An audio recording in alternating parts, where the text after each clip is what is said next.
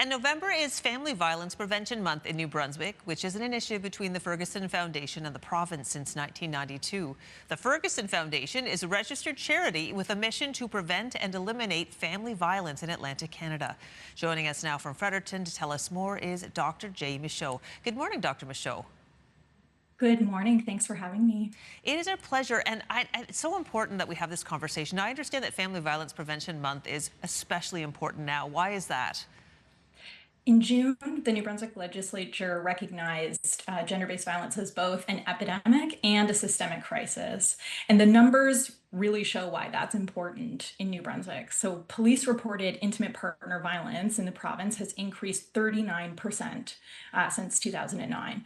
And rates of child sexual harm in New Brunswick are nearly double the national average. Indigenous women and girls are 12 times more likely to be missing or murdered than non-Indigenous women and girls. And we've seen that happen in Fredericton very recently. So these numbers might be hard to hear, but naming the reality is very important. And that's how we mobilize real solutions. We're also seeing a rise or a trend in harmful messaging online that devalues, that targets women and gender diverse people, and that has very real impacts in our communities as well, and we see that. Yeah, those are startling numbers. That is disturbing to hear that there's an online trend. If someone's watching right now, it's important, I think, that we make people aware of the signs and of what might be happening when domestic violence is at play. What are some of the signs that somebody we know may actually be experiencing violence at home? I'd say there's probably no single sign. Every person's situation is going to be different, but we do see common patterns. So if someone seems unusually withdrawn, you notice that they're checking in with a partner or a family member a little too much. They seem afraid of upsetting them. Maybe their finances are being controlled, they have unexplained injuries, a loss of contact with family and friends. These are all things that might indicate that family violence is happening. Controlling behaviors are a big red flag. Things like monitoring someone's phone, restricting their access to their support systems. But we always emphasize, if something feels off to you, trust that instinct and listen to them. Okay, yes, exactly. If somebody does approach us and say, listen, this is happening to me, how do we respond appropriately?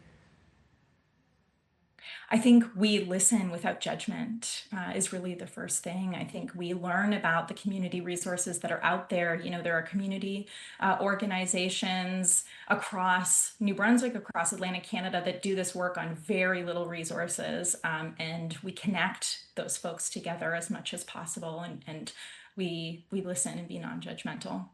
Do you have any advice for anyone who might be watching right now and is in that situation, has been too scared to seek help? What should their first step be? Yeah, I think, this happens a lot. If you're wondering how you can help, if you're hearing about this, the first step is to let someone know that they're not alone, that you're there with them, that you're listening to them. And that sounds very simple, maybe, but it is a very powerful thing. And you can support your local organizations with donations, with volunteering. Every single day, these folks help keep people safe. And like I said, they're doing so with very limited resources, so those donations really help. And if you're able, a donation to the Fergusson Foundation goes directly towards research community projects that are aimed at ending family violence, and that helps us make a real difference in the community. Well, Dr. Michaud, thank you so much for joining us this morning and sharing this information. And we have put the Fergusson Foundation's website on ours so people can access that easily. And hopefully, if they can help you out, they will. We appreciate your time. Perfect. And thank you so much. And go ahead. Thank you so much, and thank you for highlighting this important issue. It is important, and we are privileged to be able to do that.